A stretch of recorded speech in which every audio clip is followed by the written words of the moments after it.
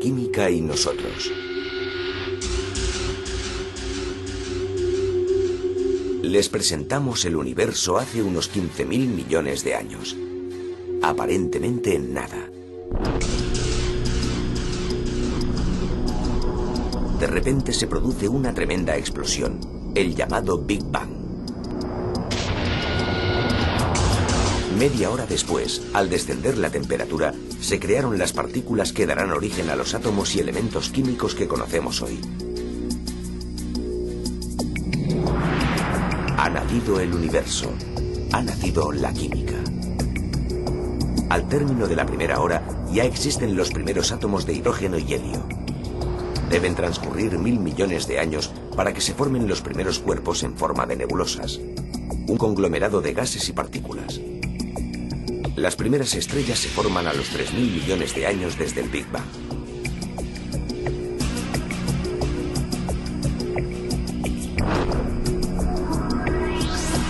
En el interior de las estrellas se producen fusiones nucleares que permiten la formación de nuevos átomos.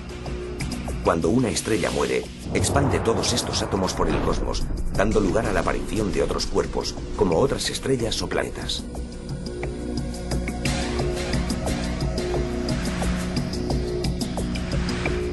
Entre ellos, la Tierra. Es decir, todo lo que conocemos procede de las estrellas. Todo el universo es química y bioquímica. Así, por ejemplo, toda la materia del universo observable está constituida por elementos químicos. Un 75% de la materia de la nebulosa solar estaba formada por elementos biogénicos. Los cometas aportaron el agua y las moléculas orgánicas de las que se formó la vida en la Tierra primitiva, hace unos 4.000 millones de años. La vida en la Tierra se desarrolló al conjugarse la acción del Sol y los diversos elementos presentes en ella. Se sucedieron una serie de procesos químicos hasta llegar a la formación de moléculas como el ADN y el ARN, esenciales para la síntesis de proteínas, es decir, para la síntesis de la materia viva.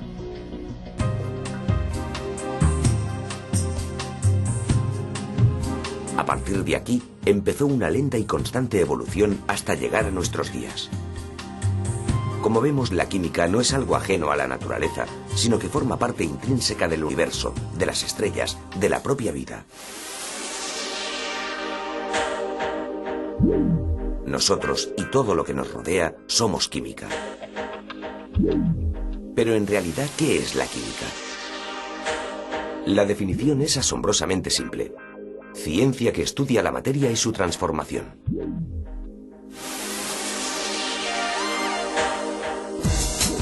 Efectivamente, la palabra clave aquí es ciencia.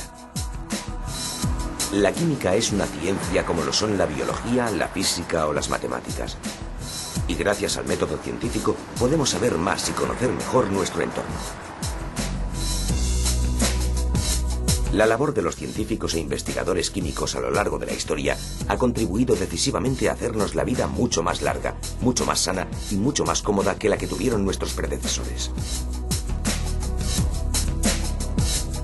Gracias a la química, en los últimos 100 años, el hombre ha duplicado su esperanza de vida.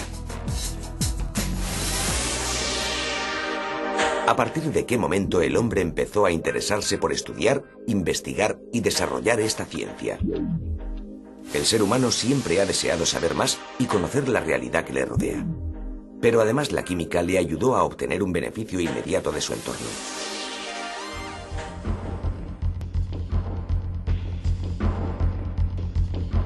Nos situamos en la prehistoria. En un momento dado, el hombre fue capaz de producir y mantener el fuego. Este descubrimiento le permitió, entre otras cosas, cocer barro para fabricar ladrillos y recipientes.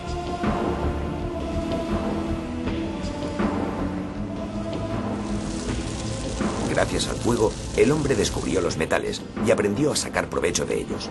Primero el cobre y 1000 años después el bronce, un metal artificial obtenido a partir del cobre y el estaño. La primera aleación.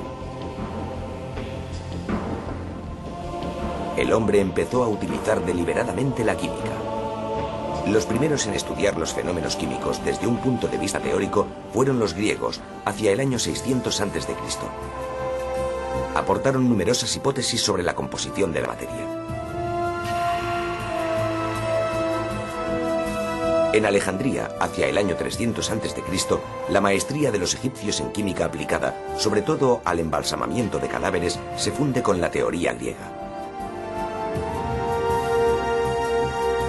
En el siglo VII, los árabes entran en escena al encontrar en Persia los restos de la tradición científica griega.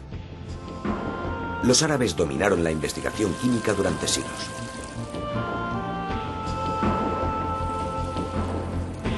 En Europa no se retoma el interés por la química hasta el siglo XI, y fue a través de los árabes durante las cruzadas.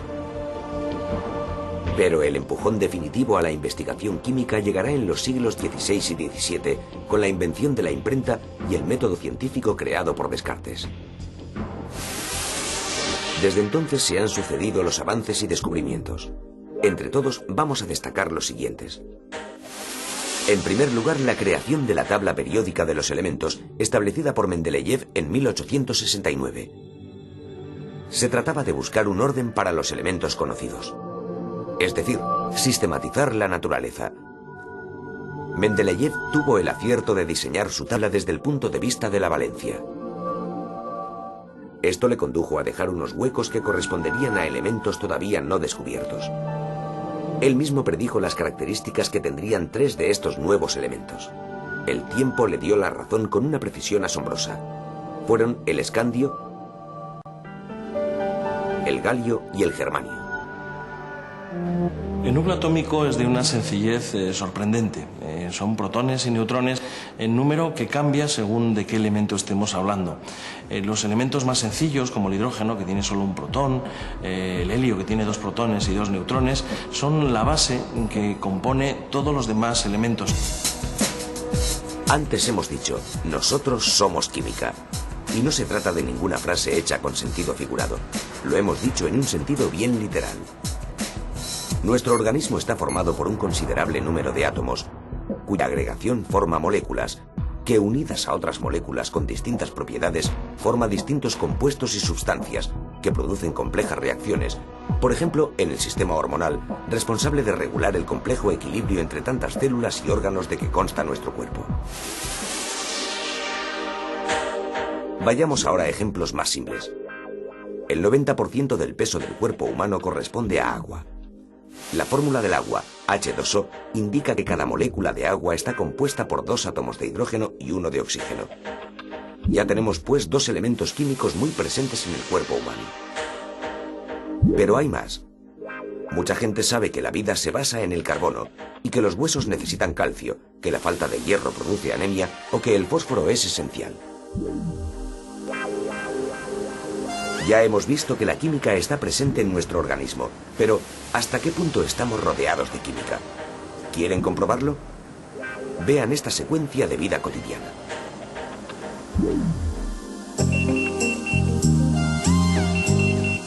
Seguramente les parecerá que esta persona no hace nada especial. Y es verdad. Está actuando como cualquiera de nosotros en un día cualquiera. Pero ¿hasta qué punto la química está presente en su vida cotidiana? Para ello vamos a ver de nuevo esta escena, pero más despacio. Este simple gesto reúne suficientes elementos para visualizar que todo es química. La carcasa del despertador está fabricada en policloruro de vinilo, uno de los plásticos más comunes en nuestro entorno. Las propiedades y la versatilidad del PVC han permitido que sea usado en todo tipo de aplicaciones, desde la tubería que lleva el agua hasta nuestros grifos, hasta la fabricación de material sanitario y hospitalario. El agua, un elemento fundamental para la vida. Hoy, gracias al cloro que se utiliza para potabilizarla y eliminar bacterias y otros agentes patógenos, podemos beberla con absolutas garantías de salubridad. Sin este tratamiento, estaríamos expuestos a multitud de enfermedades, algunas tan devastadoras como el cólera o la malaria. Y el cuerpo humano, uno de los más complejos y perfectos sistemas de reacciones químicas. La investigación química ha permitido que dispongamos de jabones, pasta de dientes, geles de baño y champús, que han ido evolucionando a lo largo del tiempo y han contribuido a mejorar las condiciones higiénicas. Se han conseguido, por ejemplo, productos aptos para las pieles más sensibles, por tener pH neutro, o champús pensados para cada tipo específico de cabello.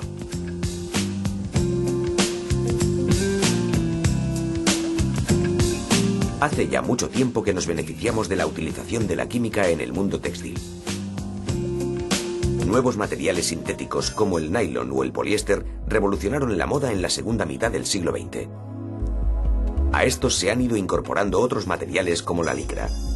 Son productos que destacan por su mayor durabilidad y resistencia, a la vez que ofrecen una gran libertad de diseño. El proceso de fabricación de tejidos hace una notable aportación a la conservación del medio ambiente. Así, por ejemplo, una planta de acrilonitrilo, con una extensión de medio campo de fútbol, produce la misma cantidad de fibras que un rebaño de 12 millones de ovejas, para cuya alimentación se requeriría una extensión equivalente a Bélgica. Si este ejemplo lo extendemos a toda la producción mundial de tejidos, el resultado es espectacular. Por otra parte, los tejidos naturales, como el algodón o el lino, se benefician de la química en varios aspectos. Así, los productos agroquímicos y fitosanitarios garantizan la conservación de sus plantaciones. Los colorantes dan alegría a las prendas. Los detergentes las limpian. Y los productos auxiliares protegen la ropa del lavado y el uso. Sin estos productos, por ejemplo, las prendas se arrugarían o encogerían después del primer lavado. Los alimentos, tanto los naturales como los sintéticos, son química pura. Un compendio de proteínas, grasas, sales minerales, vitaminas, etc. Por tanto, no es extraño que donde la química haya realizado una de sus aportaciones más importantes sea probablemente en la alimentación y la nutrición. Pensemos que 1 de cada 3 barras de pan se perdería si no llega a ser por los productos fitosanitarios. Esto es, los insecticidas, fungicidas y herbicidas contribuyen a salvar cosechas de todo el mundo, protegiéndolas de agentes nocivos. Por otra parte, la investigación química ha creado fertilizantes cada vez más eficaces y se han desarrollado técnicas que permiten optimizar la producción agrícola. Pero no solo hay que asegurar las cosechas, también es preciso conservar bien los alimentos. El papel de la química en la alimentación está fuera de toda duda. Yo creo que no hay más que mirar a la historia y ver que es gracias a un proceso químico, como es la fermentación, pues disponemos del pan, disponemos del vino, disponemos del queso, etcétera, etcétera, ¿no? También gracias a la química podemos conservar los alimentos. De hecho, los procesos tradicionales de conservación de los alimentos, como puede ser la salazón, el curado, el escabechado, son también procesos químicos. Desde la aparición de las conservas en lata, la tecnología alimentaria no ha dejado de progresar. Hoy día ya nos resultan familiares procesos como la pasteurización, la congelación, la liofilización y el envasado al vacío o el uso de conservantes y aditivos. Todo ello garantiza que los alimentos lleguen a nuestra boca en perfectas condiciones sanitarias y nutritivas. En el futuro, el papel de la química será todavía más determinante en la alimentación. Las causas son obvias. En los próximos 50 años habrá 5.000 millones de habitantes más en nuestro planeta y la química deberá aportar soluciones para duplicar el rendimiento de las cosechas.